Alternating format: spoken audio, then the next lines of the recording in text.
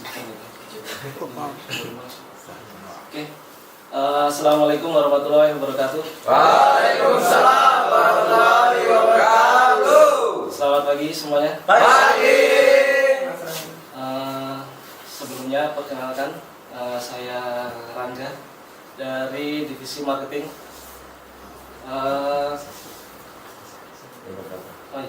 Pada kesempatan kali ini, kesempatan saya untuk sharing yang pertama kali di bulan Syawal. Oke, sebelumnya karena ini masih suasana Idul Fitri, saya pribadi mengucapkan taqabbalallahu minna wa minkum, minal aizin wal faizin. Semoga amal kita di bulan Ramadan diterima, dan saya ucapkan mohon maaf lahir dan batin semua.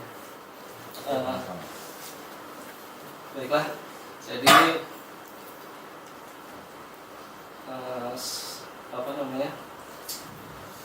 biasanya kalau setelah Lebaran, karena sebelumnya kita puasa, kalau dulu sewaktu saya kerja di rumah sakit itu 2 hari atau 3 hari setelah Lebaran itu biasanya banyak orang berobat.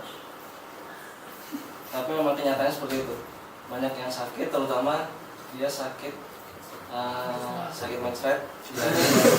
Ya itu memang benar.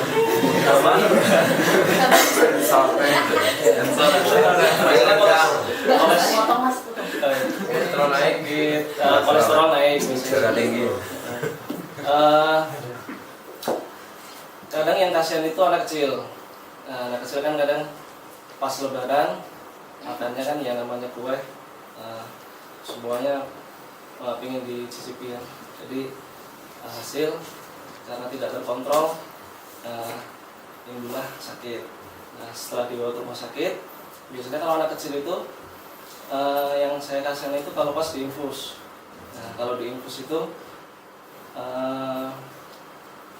kalau anak bayi kan harus pakai jarum yang sesuai sama kondisi umurnya. Jadi di saat itu ya, kalau saya sebagai orang tuanya pasti sedih karena harus ditusuk dengan jarum. Tapi ya itu salah satunya, satu-satunya cara biar si anak bisa sembuh, kan seperti itu.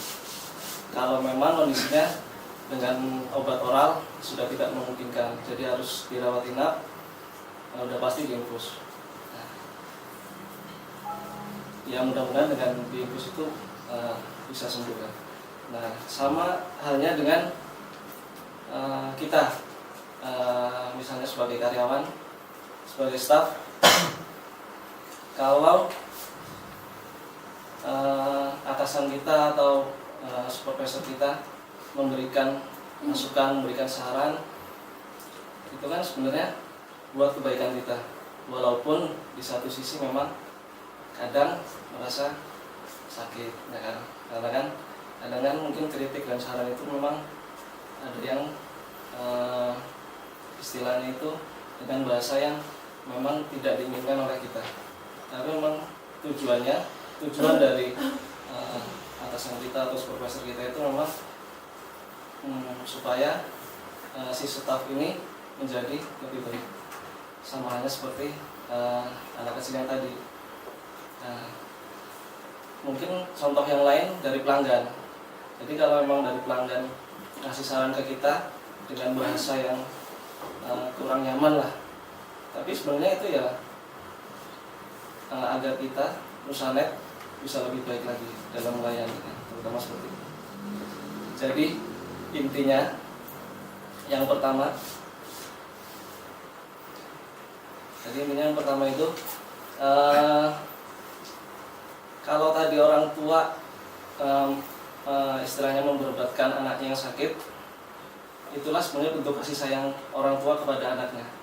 Walaupun si anak itu merasa sakit, ya namanya obat, namanya jarum infus tidak ada yang enak. Namanya obat pasti pahit.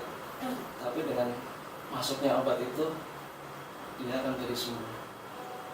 Kalau di kita namanya saran dan kritik itu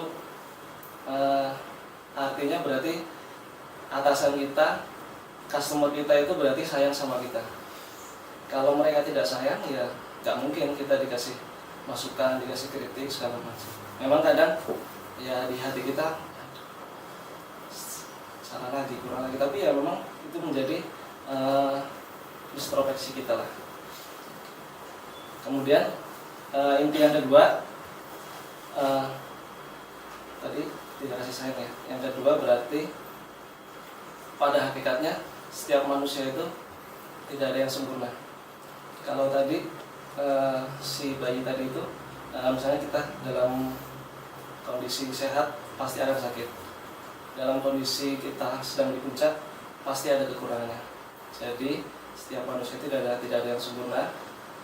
Setiap manusia itu pasti punya kelebihan dan kekurangan. Nah, karena bagaimanapun juga di atas langit masih ada langit. Oke, sekian dari saya. Saya Iri. Assalamualaikum warahmatullahi wabarakatuh. Waalaikumsalam.